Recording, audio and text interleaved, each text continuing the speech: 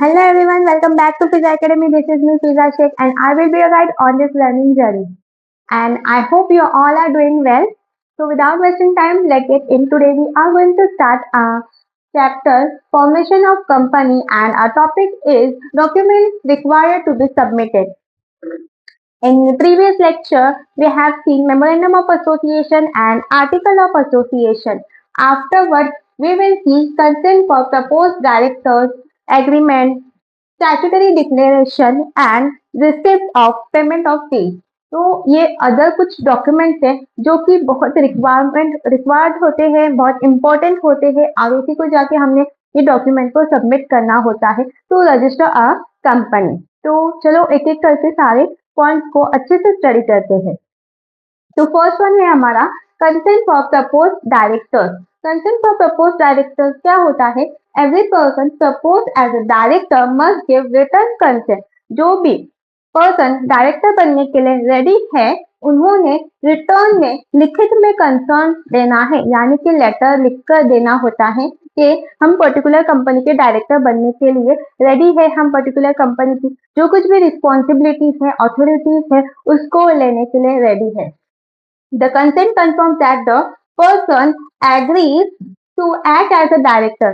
जो भी कंसर्न लिख के दे रहा है वो ये स्टेट कर रहा है, वो ये बता रहा है कि वो रिस्पॉन्सिबिलिटी लेने के लिए, वो डायरेक्टर बनने के लिए यहाँ पे रेडी है। And if required will take qualification share, और क्वालिफिकेशन शेयर लेने के लिए भी वो पर्सन वहां पे रेडी है। ठीक है। सेकेंड वन पॉइंट है हमारा एग्रीमेंट।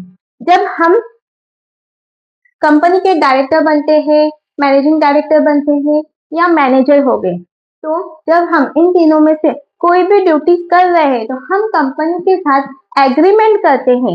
एक एग्रीमेंट तैयार किया जाता है बोथ द कंपनी के बिटवीन, यानी कि बोथ द पार्टीज के between, one of company and another one director, managing director और मैनेजर। तो हमारे बीच एक एग्रीमेंट किया जाएगा।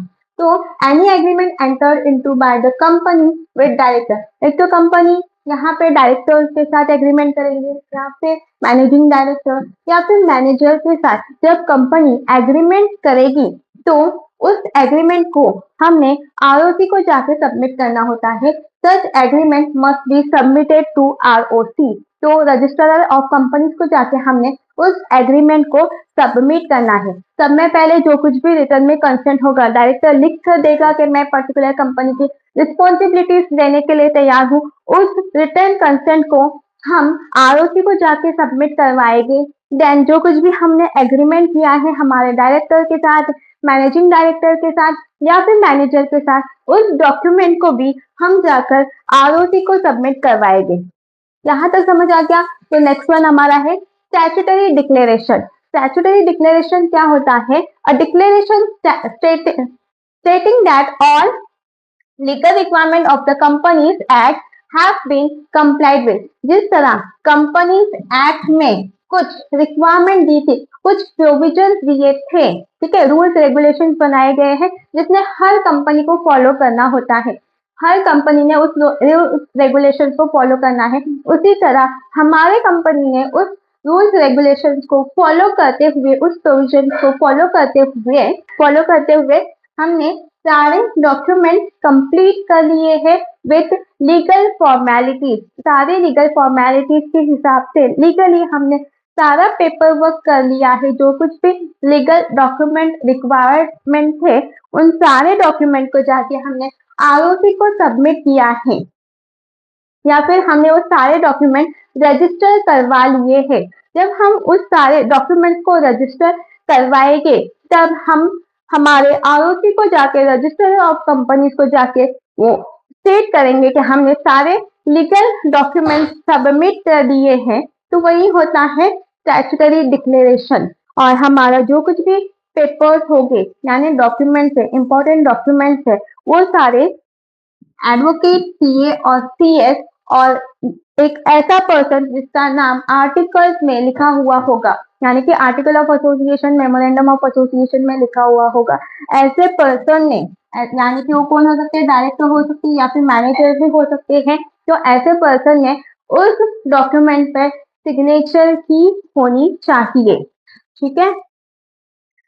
नेक्स्ट वन है हमारा receipt of payment of fees. जब हम कंपनी को रजिस्टर करवा रहे होते हैं तब हमने कुछ प्रिस्क्राइब अमाउंट, कुछ प्रिस्क्राइब फीस यहाँ पे करनी होती है टू रजिस्टर आर कंपनी। जब हम हमारे कंपनी को यहाँ पे रजिस्टर करवाएंगे तब कुछ फीस भी हमने पे करनी होती है, तो वही फी की रिसिप्ट भी हमने आरओसी को जाके सबमिट करनी है। देखो यहाँ पे the prescribe registration fees must be paid. जो कुछ भी फीस प्रिस्क्राइब की गई है कंपनीज एक्ट में, वो फीस हमने क्या करना है, पे करना है। मस्ट बी पेड, यहाँ पे लिखा हुआ है मस्ट बी पेड, हमने उस फीस को पे करना है। और ये फीस किस पर डिपेंड होती है, जितना हमारा ऑथराइज कैपिटल होगा, जितना कैपिटल हम कलेक्ट करने वाले हैं उस हिसाब से, उसके अकॉर्डिंग यहाँ पे रजिस्ट्रेशन फीस होती है। जितना भी प्रिस्क्राइब फीस होगा वो हमने पे करना होता है, ठीक है। Afterwards, the amount depend on the authorized share capital of the company। अभी मैंने आपको सेम चीज बताया कि जो कुछ भी अमाउंट है, जो कुछ भी फीस है, वो किस पे डिपेंड होता है, तो ऑथराइज कैपिटल पे यहाँ पे डिपेंड होगा। जितना हम कैपिटल रेज करने वाले उसके ऊपर डिपेंड करता है कि हमारा प्रिस्क्राइब फीस क्या होगा, रजिस्ट्रेशन फीस क्या होगा।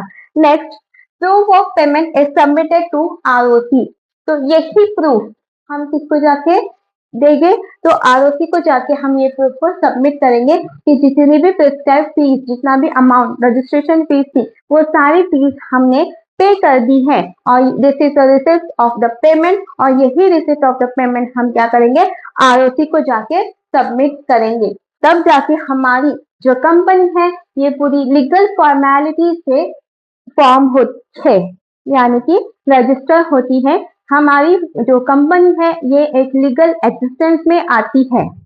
तो यही थे हमारे इम्पोर्टेंट रिक्वायर्ड डॉक्यूमेंट जो कि हमने हमारा कंपनी को फॉर्म करने के लिए बहुत इम्पोर्टेंट होते हैं। सारे डॉक्यूमेंट्स को हमने जाके आरओसी को सबमिट करवाना होता है। एक बार रिकॉल करते हैं कौन कौन से इम्पोर्टेंट डॉक्यूमेंट है। सब में फर्स्ट हमारा होता है मेमोरेंडम ऑफ एसोसिएशन, जिसमें हमारा कंपनी का ऑथराइज कैपिटल होता है, डायरेक्टर्स होते हैं, कंपनी के लिए कौन काम करेगा, ठीक है। उसके बाद हमारा होता है आर्टिकल ऑफ एसोसिएशन, जिसमें कंपनी के रूल्स रेगुलेशन, इंटरनल मैनेजमेंट किस तरह किया जाएगा, ये सारे, या फिर डायरेक्टर्स की क्या ड्यूटीज होगी, डायरेक्टर्स के क्या राइट्स होंगे, क्या पावर्स होंगे, मेंबर्स के क्या पावर्स होंगे, तो ये सारा आर्टिकल ऑफ एसोसिएशन में मेंशन होता है। नेक्स्ट थर्ड वन है कंसेंट ऑफ प्रपोज डायरेक्टर्स। जो प्रपोज डायरेक्टर है, जो अथॉरिटी लेने के लिए तैयार है, उस डायरेक्टर ने क्या करना है, रिटर्न में कंसेंट देना होता है। नेक्स्ट वन है एग्रीमेंट। जिस भी पर्सन के साथ हम एग्रीमेंट कर रहे हैं उस एग्रीमेंट को हम आरओसी को जाके सबमिट करेंगे।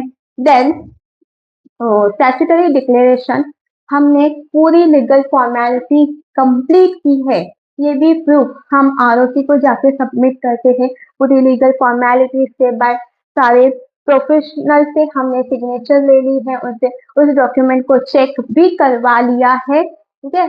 तो ये सारे डॉक्यूमेंट हम क्या करते हैं, आरओसी को जाके सबमिट करते हैं। And last but not the list is receipt of payment of fees. जो कुछ भी हम अमाउंट पे करेंगे टू रजिस्टर आवर कंपनी, जो प्रिस्क्राइब फीस पे करेंगे, उसकी जो कुछ भी रिसिप्ट रहेगी वो भी हम आरओसी को जाके सबमिट करेंगे। यही हमारे कुछ इंपॉर्टेंट डॉक्यूमेंट्स है जो कि हमारे कंपनी को फॉर्म करने के लिए बहुत ही इंपॉर्टेंट होते हैं। तो आई होप आपको यहाँ तक कोई भी डाउट नहीं होगा। तो मिलते हैं नेक्स्ट लेक्चर में, नेक्स्ट वीडियो में, नेक्स्ट टॉपिक के साथ। Till then bye bye and take care and do not forget to subscribe my channel.